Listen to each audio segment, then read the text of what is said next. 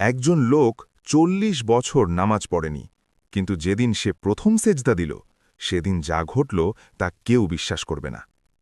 আসসালামু আলাইকুম। আপনি যদি ইসলামিক গল্প পছন্দ করেন, এখনই চ্যানেল সাবস্ক্রাইব করুন এবং ঘণ্টা বাটন চাপুন। এই গল্পটি আপনার জীবন বদলে দিতে পারে। এটি করিমের গল্প, একজন মানুষ যে আল্লাহকে ভুলে গিয়েছিল, কিন্তু আল্লাহ তাকে ভোলেননি। আর যেদিন সে ফিরে এলো সেদিন আকাশে ফেরেশতারা কাঁদল। করিম, বয়স ৪০, সফল ব্যবসায়ী, কোটি টাকার মালিক, কিন্তু একটি জিনিস সে কখনো করেনি, নামাজ। শেষ নামাজ পড়েছিল ১২ বছর বয়সে। তারপর জীবনে শুধু টাকা, ক্ষমতা আর পাপ। তার বৃদ্ধ মা রোজ কাঁদতেন, বেটা একবার নামাজ পড়ো, আল্লাহ রাগ করবেন। করিম হাসত, আম্মা, নামাজ দিয়ে কি হবে, আমি তো সুখেই আছি। কিন্তু সে জানত না তার জীবনের সবচেয়ে ভয়ঙ্কর রাত আসছে। ২০শে রমজান, করিম অফিস থেকে ফিরছিল। হঠাৎ ফোন বাজল, হাসপাতাল থেকে। আপনার মা হার্ট অ্যাটাক, খুব সিরিয়াস। করিম রেসিং করে হাসপাতালে পৌঁছল, কিন্তু দেরি হয়ে গিয়েছিল। ডাক্তার মাথা নাড়লেন, আমরা চেষ্টা করেছি, কিন্তু... করিমের মা শেষ নিঃশ্বাস নিচ্ছিলেন, চোখ খুলে ছেলের দিকে তাকালেন। বেটা, কাপা কাপা কণ্ঠ, আল্লাহর কাছে ফিরে যাও, না হলে আমি জান্নাতে একা। আর তারপরই তার হাত ঢলে পড়ল।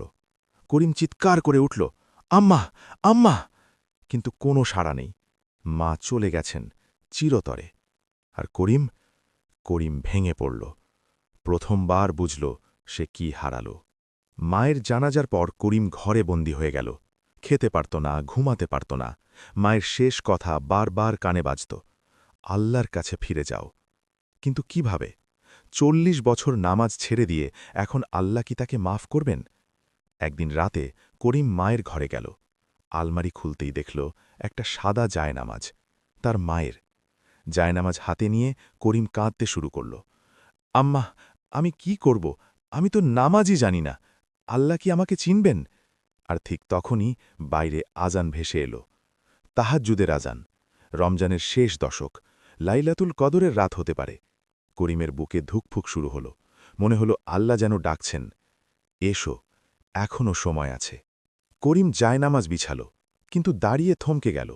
অজু করতে হবে, কিন্তু কিভাবে? ভুলে গেছে। ইউটিউবে সার্চ করল, কাপা কাপা হাতে অজু করল। তারপর ফিরে এলো জায়নামাজে। আল্লাহু আকবার বলার চেষ্টা করল, কিন্তু গলা দিয়ে শব্দ বেরোল না। অশ্রুতে ভেঙে পড়ল। ইয়া আল্লাহ, আমি জানি না কিভাবে নামাজ পড়তে হয়। আমি জানি আমি অনেক গুনাহ করেছি, কিন্তু আমি ফিরতে চাই। প্লিজ, আমাকে রাখো। এই বলে করিম সেজদায় পড়ে গেল। ৪০ বছরের জীবনে প্রথম সেজদা। আর সেজদায় পড়েই সে কাঁদতে লাগল, বুক ফাটা কান্না। মাটিতে মাথা রেখে সে ফিসফিস করে বলতে লাগল, আম্মা বলেছিলেন তুমি মাফ করো। আম্মা বলেছিলেন তুমি রহম করো। আম্মা বলেছিলেন তুমি রহমান রহিম। ইয়া আল্লাহ, আমাকে মাফ করো, আমার আম্মাকে জান্নাত দাও, আর আমাকে আমাকে ফিরিয়ে নাও। করিম জানত না সে কতক্ষণ সেজদায় ছিল।